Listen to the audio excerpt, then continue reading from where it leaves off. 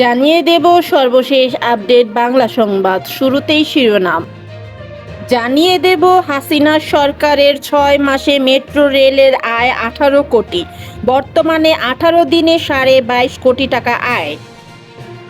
জানিয়ে দেব রিমান্ড শেষে দীপু, ইনু, মেনন, পলক সহ ৭ জন আওয়ামী লীগ নেতা এখন কোথায়।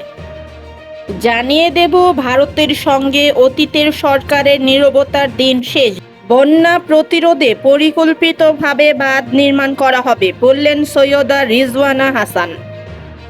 জানিয়ে দেব বাংলাদেশ আওয়ামী লীগের রাজনীতি করার কোনো অধিকার নেই বললেন মেজর হাফিজ।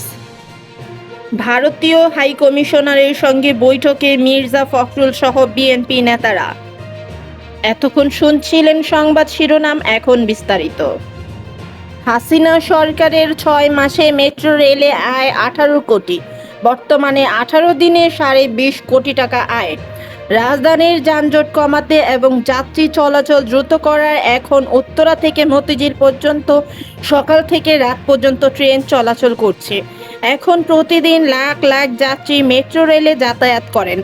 ডিএমটিসিএল সূত্রে জানা গেছে, চলতি সেপ্টেম্বর মাসের প্রথম ১৮ দিনে ৪৯,০৯,০৪৯ জন যাত্রী মেট্রো রেলে ভ্রমণ করেছে।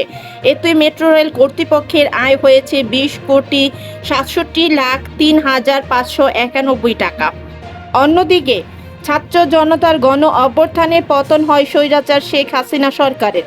তার আমলে ২০২২ সালের ২৮ ডিসেম্বর মেট্রো রেল চালুর পর থেকে গত বছরের জুন পর্যন্ত ৬ মাসে ১৮,২৮,০৬,৫১৪ টাকা আয় হয়েছে। গত ৪ মার্চ জাতীয় সংসদের অধিবেশনে বিগত আওয়ামী লীগের সদস্য এম আব্দুল লতিফের এক প্রশ্নের লিখিত উত্তরে সাবেক সেতুমন্ত্রী ও আওয়ামী লীগের সাধারণ সম্পাদক ওবায়দুল কাদের এই তথ্য জানান। ওবায়দুল কাদের তখন বলেন, মেট্রো রেল চালু হওয়ার পর থেকে গত বছরের জুন পর্যন্ত ১৮,২৮,০৬,৫১৪ টাকা আয় হয়েছে।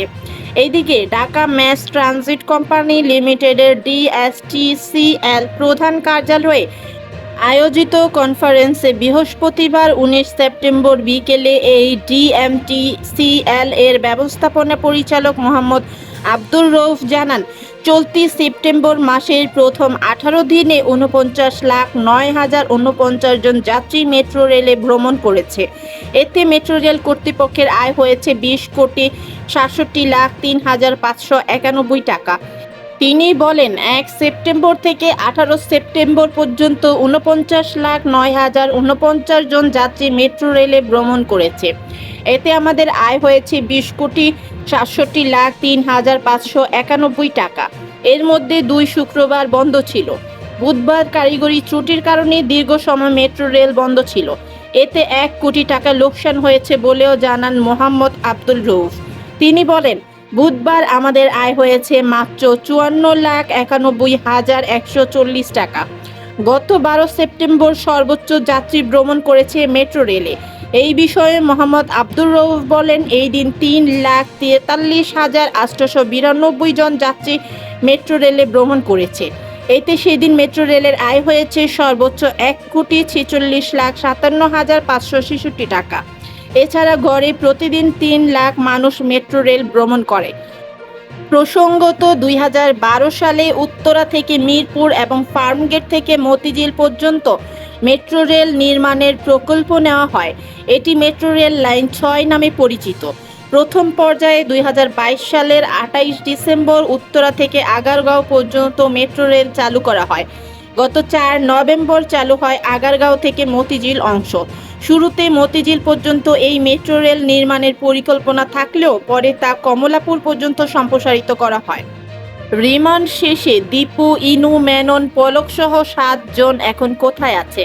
রাজধানীর তেজগাঁও থানার হত্যা মামলার জাতীয় সমাজতান্ত্রিক দলের জাসদ সভাপতি ও সাবেক মন্ত্রী হাসানুল হক ইনু, সাবেক সমাজ কল্যাণ মন্ত্রী দীপুমণি, সাবেক টেলিযোগাযোগ ও তথ্য প্রযুক্তি প্রতিমন্ত্রী জুনায়েদ আহমেদ পলক ও সাবেক police inspector general IGP Chowdhury Abdullah Al Mamun workers পার্টির সভাপতি রাশেদ খান মেনন, সাংবাদিক দম্পতি শাকিল আহমেদ ও ফারজানা রূপাকে তেজগাঁও থানার একটি হত্যা মামলায় গ্রেফতার দেখানোর আদেশ দিয়েছেন আদালত। সেই সঙ্গে তাদের কারাগারে পাঠানোরও আদেশ দেন। রিমান্ড শেষে রোববার 22 সেপ্টেম্বর ঢাকার চিফ মেট্রোপলিটন ম্যাজিস্ট্রেট CMM আদালতে তোলা হলে তাদের কারাগারে পাঠানোর আদেশ দেন বিচারক।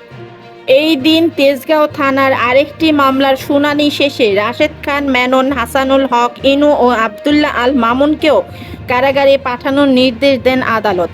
আসামি পক্ষের আইনজীবী মোর্শেদ হোসেন শাহিন জানান, সাবেক আইজিপি চৌধুরী আব্দুল্লাহ আল মামুনকে এই পর্যন্ত 63টি, ডাক্তার দীপুমণিকে 7টি, রাশেদ খান মেননকে 7টি, হাসানুল হক ইনুকে 7টি, জুনায়েদ আহমেদ পলককে 7টি ও ফারজানা রূপাকে 4টি মামলায় গ্রেফতার দেখানো হয়েছে।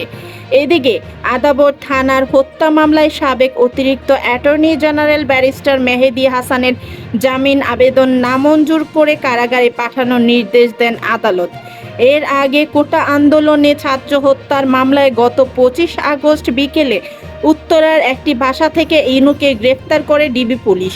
পরদিন তার 7 দিনের রিমান্ড মঞ্জুর করে আদালত। এছাড়া গত 14 আগস্ট রাজধানীর খিলক্ষেত থানার নিকুঞ্জ আবাসিক এলাকা থেকে জুনায়েদ আহমেদ পলক, গত 19 আগস্ট রাজধানীর বারিধারা এলাকা থেকে সাবেক মন্ত্রী ডাক্তার দীপুমণি, 21 আগস্ট ঢাকা বিমানবন্দর থেকে শাকিল ও রূপা, 22 আগস্ট রাজধানীর বনানীর নিজ বাসভবন থেকে রাশেদ খান মেনন। অন্যদিকে চৌধুরী আব্দুল্লাহ আল মামুনকে গত 3 সেপ্টেম্বর গ্রেফতার হয়। পরদিন বৈষম্য বিরোধী আন্দোলনে মোহাম্মদপুরে মুদি দোকানদার আবু সাইদ হত্যা মামলায় তার 8 দিনের রিমান্ড মঞ্জুর করেন আদালত। বাংলাদেশ আওয়ামী লীগের রাজনীতি করার কোনো অধিকার নেই বললেন মেজর হাফিজ।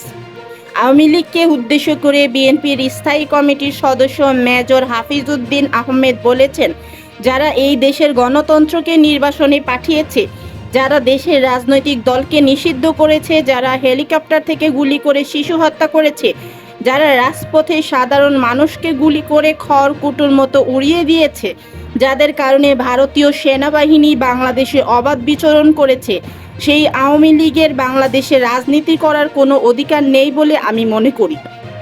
রোববার 22 সেপ্টেম্বর জাতীয় প্রেস ক্লাবের আব্দুস সালাম হলে সেন্টার ফর সোশ্যাল স্টাডিজ আয়োজিত বাংলাদেশ রাষ্ট্রের পুনর্গঠন ও জনমালিকানা শীর্ষক সেমিনারে তিনি এইসব কথা বলেন। হাফিজউদ্দিন আহমেদ বলেন, রাজনীতিবিদদের একটা বড় অংশ দুর্নীতিবাজ, এতে কোনো সন্দেহ নেই, কিন্তু কয়েকটা নির্বাচন হলে পরিশীলিত হয়ে যাবে তারা।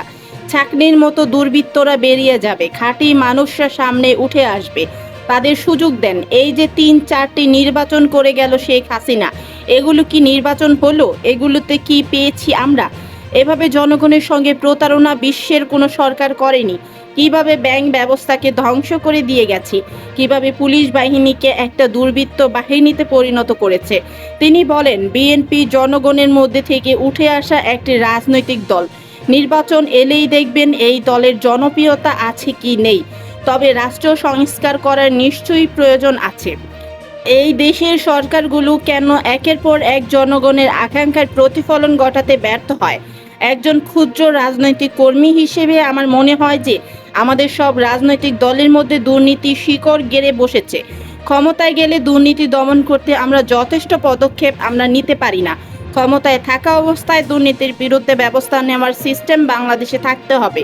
প্রধানমন্ত্রী হোক, রাষ্ট্রপতি হোক, যেই হোক, ক্ষমতায় থাকা অবস্থায় দুর্নীতি করলে তাকে জেলে পাঠানোর ব্যবস্থা করতে হবে। এমন শক্তিশালী হতে হবে দুর্নীতি দমন কমিশনকে। এ ধরনের ব্যবস্থা আমাদের সংবিধানে সুনির্দিষ্ট করতে হবে। বিএনপির স্থায়ী কমিটির এই সদস্য বলেন, রাষ্ট্রের মালিকানা জনগণের কাছে পৌঁছে দিতে হবে। আমরা এখন আর এই রাষ্ট্রের মালিক নই, আমরা হলাম দাস। মালিক হলো যারা ক্ষমতায় যায় ভোটের মাধ্যমে বা বিনা ভোটে, যেভাবেই হোক। একটা মাইন্ডসেট গড়ে উঠেছে যে যারা ক্ষমতায় যাবে, ক্যাবিনেটে বসবে, মন্ত্রী প্রধানমন্ত্রী হবে, তারা হলো রাষ্ট্রের মালিক, আর আমরা বাকি সবাই হলো প্রজা। এই অবস্থা থেকে উত্তরণের ব্যবস্থা করতে হবে। এই সময় দ্রুত নির্বাচনের কথা জানিয়ে বিএনপির এই নেতা বলেন, আমরা আমাদের দলের পক্ষ থেকে যে 31 দফা দিয়েছি তার মধ্যে থেকে 6টি দফা এই সরকার গ্রহণ করেছে।